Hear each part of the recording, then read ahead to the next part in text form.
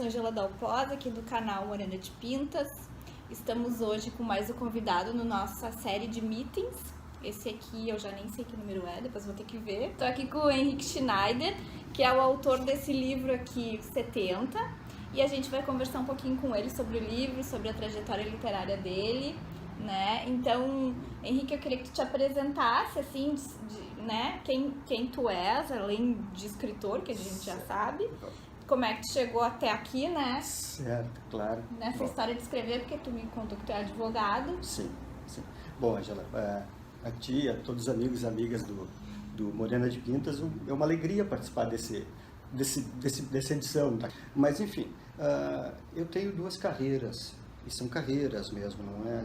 Quando a gente está falando em carreiras, são carreiras de condição profissional, não são hobbies, não são passatempos. Eu tenho uma carreira de advogado, condição de advogado já desde 1993, eu sou sócio de um escritório de advocacia que trabalha especificamente com o movimento sindical e movimentos sindicais. A gente assessora a Federação dos Bancários do Rio Grande do Sul, Federação Democrática dos Sapateiros e várias entidades sindicais de primeiro grau e, eventualmente, movimentos sociais também, né?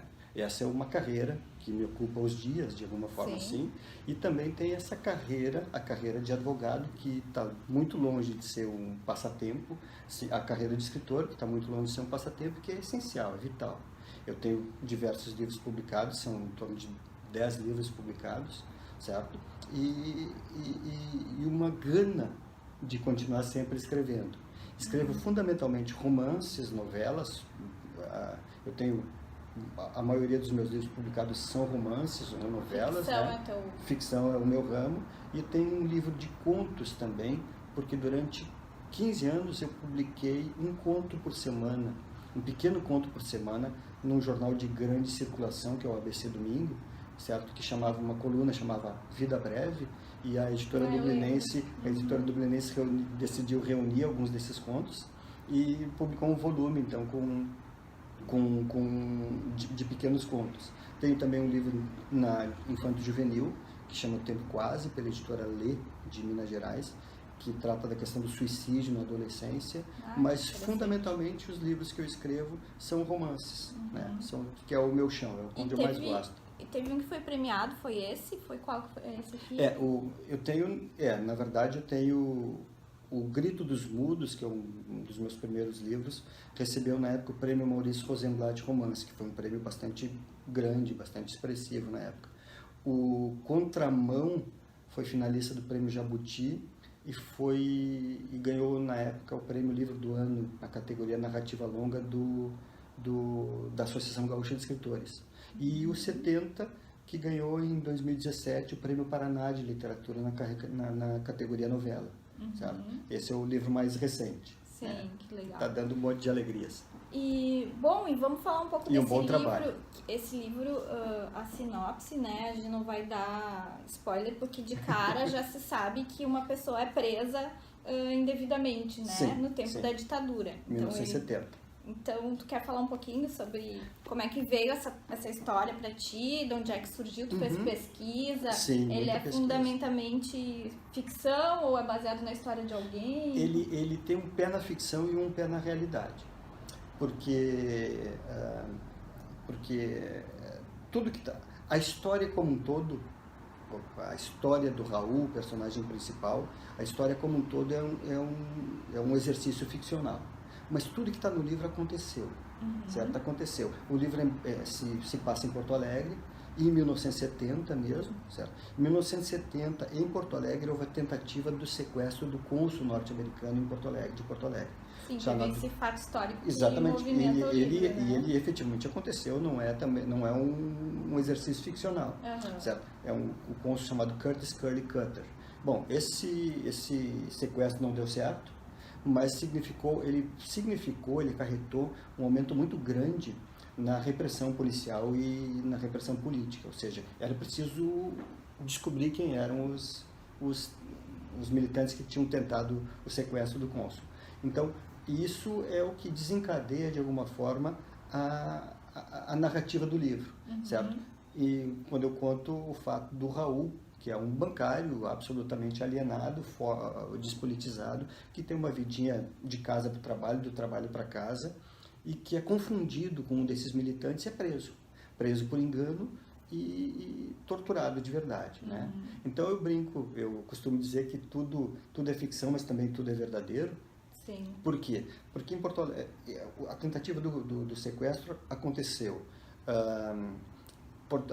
prisões e torturas aconteceram, prisões por engano aconteceram, centros clandestinos de tortura existiam em Porto Alegre.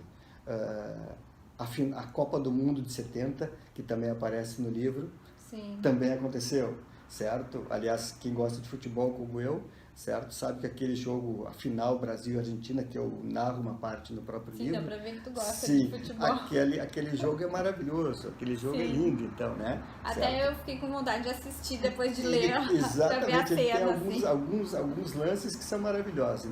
Então é isso, sabe? O resumo do livro seria esse, né? Eu não vou falar mais justamente para não... E tem a mãe dele nesse livro. Eu me identifiquei muito, né? Quem tem filho, eu fiquei assim, meu Deus, aquela mãe, assim, sabe? Mãe. A mãe é uma figura emblemática do livro, ela é necessária ao livro. Ela é necessária para ampliar justamente esta tua identificação, esta tua identidade é o que eu busquei, certo? Mas para dizer que o sofrimento daquela pessoa não se resumia a ela. Ele vai muito adiante, ele vai muito além, certo? O sofrimento, tanto que tem vários momentos que ele pensa, e a minha mãe, como é que ela está?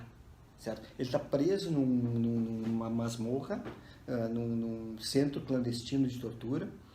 A vida dele está absolutamente à mercê, porque ninguém sabe onde ele está, ninguém sabe o que foi feito dele, ou seja, podem fazer dele o que quiserem, certo? E ainda ali ele encontra espaço para pensar no sofrimento da mãe, na incerteza da mãe.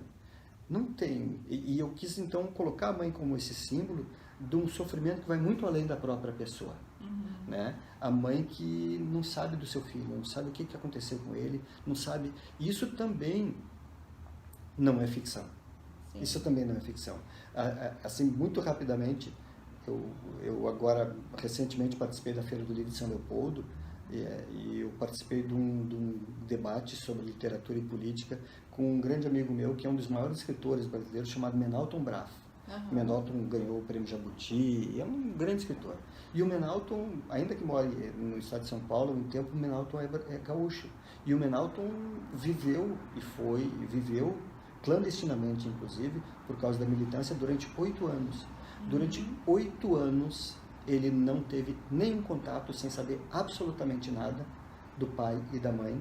E o pai e a mãe não sabiam absolutamente nada deles. Não sabiam se estava vivo, não sabiam como estava, não sabiam se existia. Porque não podia saber, porque qualquer contato podia naquela época, significar a prisão, ou a tortura do próprio pai e da mãe, ou ele podia ser encontrado. Então ele não podia. 8 anos, imagina a mãe, a incerteza da mãe, sem saber do filho. A história do Raul é de muitas, né, pessoas, e a mãe dele é a história de muitas mães, assim. Exatamente. E o jeito que tu narra essa mãe, que eu quero chamar atenção, assim, porque não tem diálogo, a mãe fala e responde pelas pessoas e me remete, às vezes, às pessoas que chegam na minha promotoria, né? E precisam falar. E querem falar, e elas falam e elas mesmas respondem, e tu não tá entendendo o que elas querem, mas elas estão ali desesperadas e aquilo vai, assim, e é o desespero. Porque ali, tem que falar, né? Tem que falar, e ela não só fala, como chora. Fala, chora e pede perdão por chorar. Aquela questão da humildade, desculpa eu estar chorando na sua frente, desculpa eu estar falando, mas o meu filho, ela vai à polícia, ela vai ao jornal, ela vai à igreja, ela vai à vizinha para conversar um pouco com a vizinha, certo? E nenhum desses capítulos tem qualquer interrupção. É o monólogo da mãe, certo? O monólogo desesperado da mãe. É muito interessante, assim, eu recomendo muito o livro do Henrique e até hoje a gente vai ter um bate-papo que a gente tem um grupo literário na associação do Ministério Público e a gente conversa sobre livros e autores, e esse foi um dos indicados, um dos escolhidos, e vai ser muito legal poder falar contigo, assim. Vai ser uma alegria, né? E eu quero te perguntar também, assim, sobre o teu processo criativo, assim. Como é que tu elabora tuas histórias, de onde é que vem isso? São das tuas vivências, ou tu faz exercícios, sei lá, mirabolantes, enfim. Ângela, é uma disciplina, é disciplina mesmo. Como eu disse no início, eu tenho a minha condição profissional e a minha condição profissional de escritor. E eu brinco, a gente não pode ficar... O Pablo Picasso, que era um gênio, certo, da arte, o Picasso dizia que cada vez que a inspiração chegou para mim, ela me encontrou trabalhando. Sim. É uma questão de disciplina mesmo, uma questão de repetição. Eu gosto de escrever mesmo quando eu estou escrevendo mal. Porque amanhã a gente vai lá e corrige. Né? Então, é repetição, é disciplina e é um trabalho de pesquisa forte. Eu costumo dividir esse meu processo literário em, digamos assim, 3 grandes momentos. Um é o apaixonar-se pela ideia, ou entender que tem uma história suficientemente grande, poderosa para ser contada. Né? Opa, é ali, certo? O segundo momento é o assenhorar-se desse tema, do assunto. É começar a conversar com pessoas sobre o que eu vou escrever, assistir filmes, visitar lugares, ler livros, reportagens. Por 70 eu li todas as reportagens relativas ao sequestro né, ali no Museu Hipólito José da Costa. Né? Visitei, fui a lugares que funcionaram como centros clandestinos de tortura. Não entrei, porque agora é imóvel particular, mas enfim, olhando, sentindo o clima, certo? Sim. Então, isso tudo é a segunda parte, ir se consubstanciando e já anotando algumas ideias nesse período. E o terceiro tópico é justamente aí o escrever. Sim. O escrever, que para mim Disciplina. É disciplina. Eu não escrevo todos os dias, por uma questão de outras muitas atividades e tal, mas de qualquer forma eu entro na condição de escritor todos os dias. Sim. Certo? Agora, por exemplo, nesse momento, hoje, eu estive numa escola, ontem à noite no clube de leitura de Igrejinha, agora a gente vai conversar também, na Feira do Livro de Porto Alegre, tem uma conversa bem interessante, né? Então, enfim, sempre na condição de escritor, tentando escrever, que é o mais importante. E a tua linguagem é uma linguagem muito fluida, assim, eu achei que ela anda, né, o livro vai, é uma coisa fácil, assim, parece que penetra, assim, como se fosse natural. Como é que tu faz pra não te imbuir do juridiquês, do advogado, né? Sim, exatamente. Porque eu acho que é um super exercício, são dois estilos completamente diferentes, né? Eu costumo brincar com isso, que se alguma linguagem tiver que interferir na outra, que seja a linguagem do escritor interferindo na de advogado. Sim. Eu me monitoro em relação a isso, e eu me dei conta muito claramente no momento que eu estava escrevendo um conto e botei um outro sim. Digo, outro sim é para de advogado, outro sim não pode, escritor não pode escrever outro sim, advogado pode, escritor não pode. Então, também é um exercício mesmo. É um exercício justamente não da simplicidade, mas de uma certa leveza, certo? Eu busco colocar alguma poesia em tudo que eu escrevo. Eu escrevo prosa sempre, mas eu busco sempre colocar uma certa alma poética naquilo que eu estou escrevendo, mesmo num livro de tema tão pesado, Sim. tão difícil e tão triste como é o 70. Foi o que eu notei, assim, que embora o tema seja, assim, dolorido, né? A leitura é fácil, assim, não é aquela leitura que tranca, né? Ela vai quando tu vê. Bom, eu li muito rápido, assim, porque fluiu, assim, Sabes, né? que tem essa... uma pessoa me perguntou, uma jornalista me perguntou um tempo atrás, qual é a diferença que tu sentes no teu texto do início da tua carreira de escritor para cá? E eu disse, eu acho que é justamente isso. Eu estou um pouco naturalmente mais simples. Eu comecei muito cedo, Durante muito tempo eu não publiquei, também fiquei um pouco parado, mas comecei muito cedo, então tinha uma espécie de necessidade de dizer para o leitor que eu sabia palavras Sim. difíceis. Agora Sim. eu não tenho mais essa Sim. necessidade. E o escrever simples, a gente pensa, escrever simples, qualquer um escreve. Não, é bem ao contrário, porque tu tem que trabalhar para tu deixar aquilo muito, fluido, né? Justamente isso. Não tem nenhum texto meu que saia na primeira vez. Nenhum. Se eu for escrever uma frase, essa frase fica dormindo e no outro dia eu vou corrigi-la, certo? Durante esses anos todos que eu escrevi, por exemplo, o texto para o jornal, era um conto de uma página. Nenhum deles foi publicado na sua versão original, certo? Sempre era escrito, às vezes, por causa da questão de rapidez e de compromissos, eu acabava escrevendo quase em cima da hora. Sim. Mas eu esperava meia hora e ia lá corrigir. Né? Não tem a possibilidade de ter tem que ter um distanciamento, né? Tem que ter um pra distanciamento. Gente olhar de novo. Sim. Fui eu que escrevi isso aqui. Exato. E como é que isso aqui tá bom? Exatamente. Não, isso aqui eu vou ter que tirar, que palavra é Como é que eu botei essas duas vezes eu botei a mesma palavra?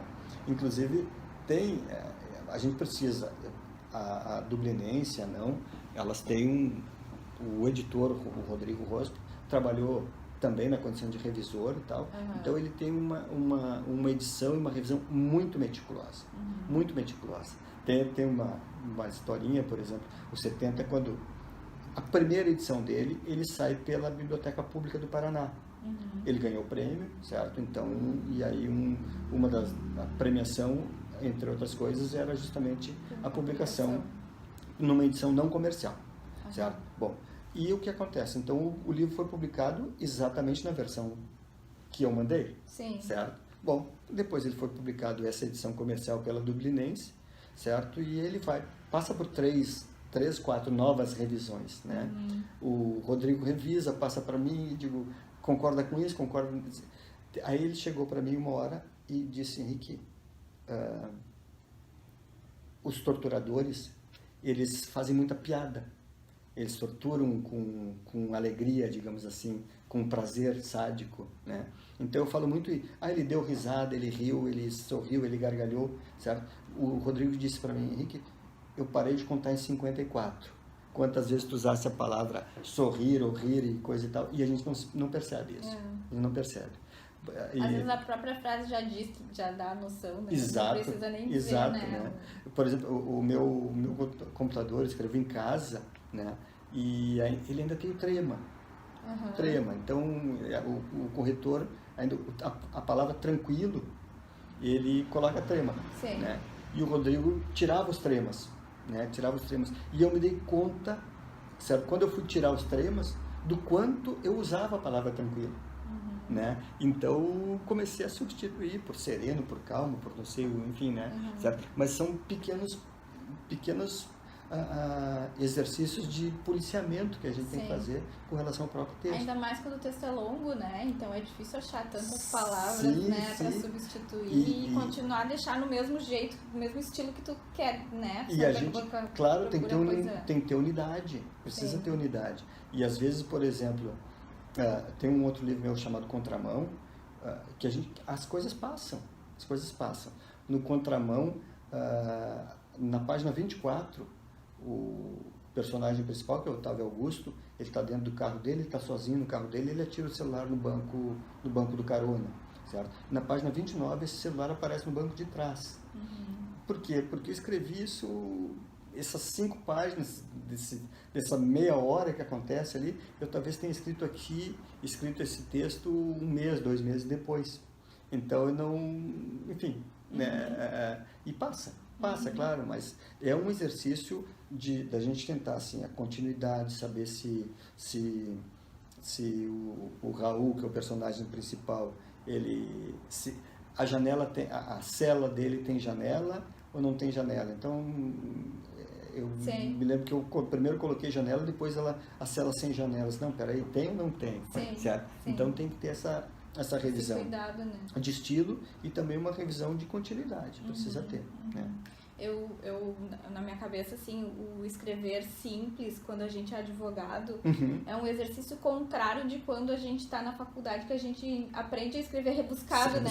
A gente treina para escrever rebuscado e usar palavras que a gente não sabe nem direito o que é, mas, uma né? espécie de advogadesca. E aí tu treina naquilo ali, e aí quando tu vai ser escritor, tu tem que fazer um exercício ao contrário de se despir dessas palavras e deixar o texto limpo de novo, Agora, né? tu sabes, né, Angela, que essa condição, como eu sou advogado por entidades sindicais, né, claro que por uma entidade sindical fundamentalmente de bancários, que é uma categoria bem esclarecida, mas o advogado não é o dono do processo. Sim. O dono do processo é o cliente. Sim. Né? Então, no início da minha carreira, eu estava fazendo um plantão, conversando num sindicato de sapateiros de Novo Hamburgo, nosso escritório é em Novo Hamburgo, eu moro em Novo Hamburgo, e eu conversei perguntando para as pessoas, falando disso, falando dos direitos que a pessoa queria entrar com uma ação, e falando dos direitos que ela teria e tal, e falando de horas extras e tal, e a pessoa me respondendo. Sim. Daí depois eu disse, tá, e tem mais alguma coisa que tu acha que é importante cobrar? Ou falar? Eu digo, tem o serão. Eu digo, o serão? O serão são as horas extras. Sim. Eu estava falando em horas extras e essa era a minha linguagem. Essa era a minha linguagem. A linguagem dele era o serão. Então, desde então, por exemplo, cada vez que eu fazia o plantão lá no Sindicato de Sapateiros, eu falava do serão.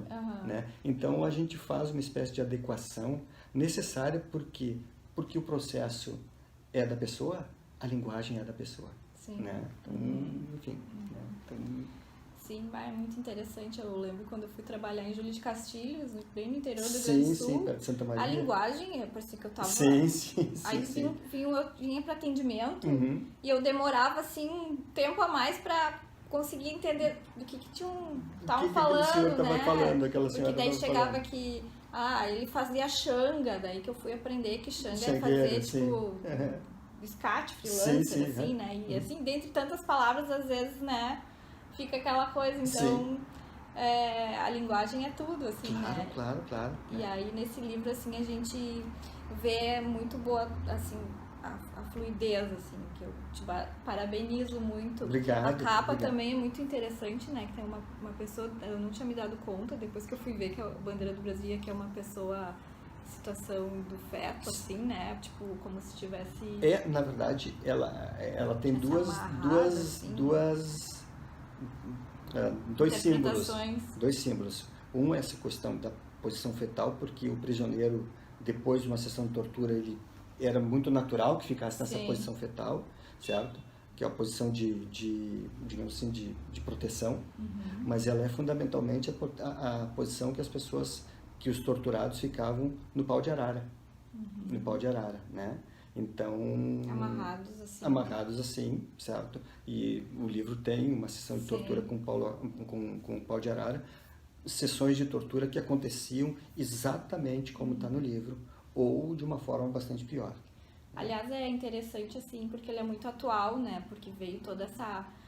um movimento pró-ditadura, de o regime militar era melhor e não sei o que. E quando a gente lê isso aqui, a gente se dá conta, assim, tipo, meu Deus, nada como a liberdade, como a democracia, né?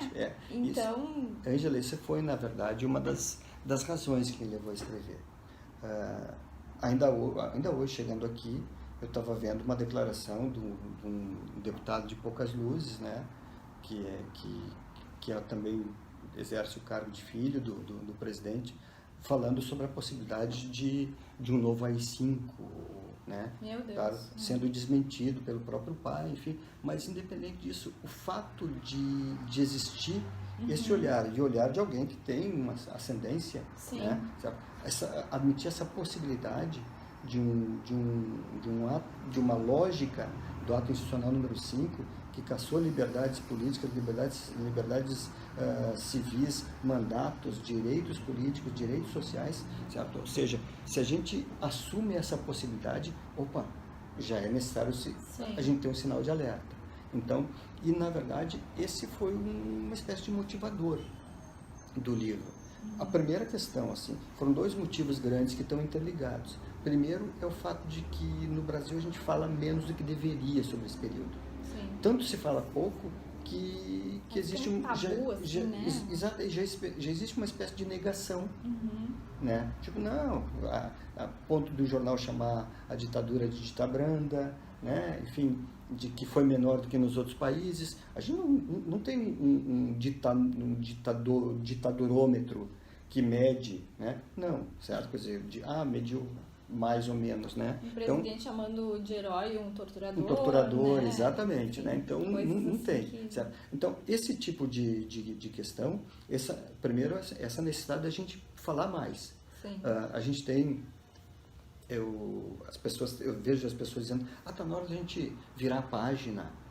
Tem o Baltasar Garzón, que é um jurista espanhol, sim, sim. né? Enfim, um jurista um advogado diria um jurista de escola, né, certo? Mas um jurista absolutamente renomado, foi o juiz que conseguiu na época a extradição do Pinochet, na época, né? O Baltasar Garzón disse que sim, que a gente precisa virar as páginas, mas antes de virar a página a gente precisa lê-la, é o que ele diz, né? Esse é o primeiro tópico. O segundo foi um medo, uma espécie de medo, sim, porque nas manifestações que culminaram com a queda da presidente Dilma, essas manifestações a gente via gente super tranquila, super eu brinco assim, a gente enxergava um bom vizinho ali ao lado. Sim. A gente enxergava gente bem intencionada, gente mal intencionada, mas me assustavam muito assim alguns cartazes que diziam assim, por que não mataram todos? O erro da ditadura foi torturar e não matar, ou tinha que ter matado todos os comunistas, essas coisas assim. Sim. Que eram nada pacíficos. E gente com cartaz dizendo ditadura já, intervenção militar já, e isso me assustou, porque eu vi assim uma molecada de 17, 18 anos que nasceu num período de uma democracia plena, certo? Sim. Com os direitos já, entre aspas, garantidos. Não sabe nem o que está falando, né? E que acham que esses direitos não foram conquistados. E que essa conquista de direitos foi muito complicada, que ela rendeu sangue, suor, lágrimas, certo? O 13º não cai do céu. As férias não caem do céu, elas não foram, né? Elas foram objeto de luta, certo? E essas pessoas, e essa molecada, isso me assustou muito, assim, de ver essa molecada com cartazes pedindo a volta da ditadura. Sim. É uma espécie de, que nem eu digo assim, gente indo para a rua para pedir a volta de um sistema em que eles não podem mais ir para a rua. Seria um princípio isso, né? Total, é um contrassenso. Né? Eu vejo... E é um contrassenso que é decorrente, me parece, dessa falta da gente falar sobre. Sim. Porque eu reitero, o que está no livro, tudo é ficção, mas tudo aconteceu. Sim. Eu vejo pelo mesmo princípio do nazismo, que é necessário ter museu, ter memória. Sim, sim. Porque as pessoas começam a achar que aquilo ali não aconteceu, que não existiu, que não imagina se todas as pessoas morreram, né? Então eu acho que a ditadura e todas as pessoas que morreram, né, pela mão da ditadura é uma memória que tem que ser registrada e contada, porque senão... Para que não se repita. Para não se repetir, esse exemplo da Alemanha é um exemplo muito bom. Eu tive recentemente no Chile, em Santiago, por exemplo, o Museu Nacional de Direitos Humanos é o museu mais visitado de Santiago. Ele é gratuito. Sim. Por quê? Porque é necessário falar sobre isso. Claro. Me parece que no Estádio Nacional, que foi para onde no golpe de 73 foram levados prisioneiros, mais de 1.500 prisioneiros foram levados, a maioria saiu de lá preso ou morto, como por exemplo Vitor Hara. Tem um espaço ainda no Estádio Nacional que é um espaço em que não entram as torcidas. É um espaço reservado à memória. A memória, a memória daquelas pessoas que estiveram lá naquele sofrimento. Então, sim, as pessoas vão ao jogo e lembram disso. A Argentina enfrentou a sua memória também. Na Alemanha, certo? Tu sabes, os museus na Europa são pagos. Em Berlim, o Museu do Holocausto é um museu gratuito, certo? Em que a Alemanha não tem vergonha de falar disso, justamente no sentido de evitar que se repita. E Washington, o Museu do Holocausto também é grátis. É grátis, exatamente. Ou seja, é necessário falar sobre isso, sim, justamente para que para que essa memória não se apague, para que não se comece daqui a pouco a estabelecer uma narrativa de que não foi bem assim, de que isso não aconteceu. É isso. As torturas aconteciam e aconteciam de uma forma mais brutal do que está no meu livro. Sim, com certeza. Ai, obrigada, Henrique, adorei Imagina, a conversa. uma Acho que todo mundo que assistir vai gostar muito. Tomara. Poder falar assim, de literatura e de fatos históricos, né? E poder refletir também, a gente poder sair do lugar de conforto, né? E pensar nessas questões assim, polêmicas. Então, eu quero te agradecer. Tu quer fazer mais algum comentário? Só assim, terminando, eu brinco, esse não é um livro panfletário. Ele não é um livro doutrinador, não é um livro que faz propaganda. Não faz mesmo. Não, ele não é isso, certo? Ele é um livro para ser lido por quem é de esquerda, de direita, de centro, Exatamente. Enfim. Mas Winston Churchill dizia, uma frase que foi parafraseada erradamente também na Câmara recentemente, que diz que Winston Churchill teria dito que a democracia é o pior de todos os sistemas, mas a frase dele é: a democracia é o pior de todos os sistemas, com exceção de todos os outros.